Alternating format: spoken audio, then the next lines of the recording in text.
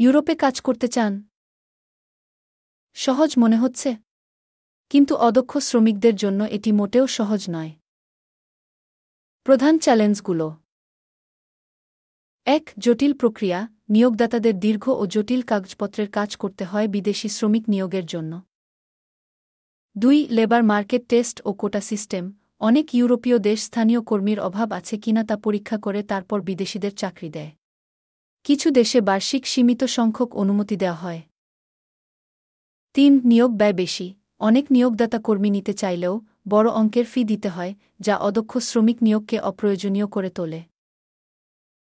বাস্তব চ্যালেঞ্জগুলো: উদাহরণস্বরূপ অস্ট্রিয়াতে নিয়োগদাতাকে সরকারের অনুমোদন নিতে হয় প্রমাণ করতে যে স্থানীয় কেউ কাজের জন্য পাওয়া যাচ্ছে না। ইতালিতে শ্রমিকদের সময়মতো অনুমতি নবায়ন করতে হয়, না করলে চাকরি হারানোর ঝুঁকি থাকে। এর ফলে আইনি চাকরি পাওয়া কঠিন হয়ে দাঁড়ায় এবং শ্রমিকরা অবৈধ কাজ করতে বাধ্য হয়। নিয়োগদাতাদের শ্রমিক প্রয়োজন, কিন্তু সহজে নিয়োগ দিতে পারে না। সমাধানগুলো কি হতে পারে?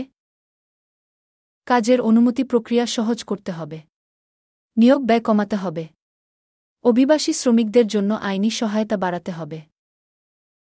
সরকারের কি অদক্ষ শ্রমিকদের জন্য চাকরি পাওয়া সহজ করা উচিত? আপনার মতামত কমেন্ট করুন।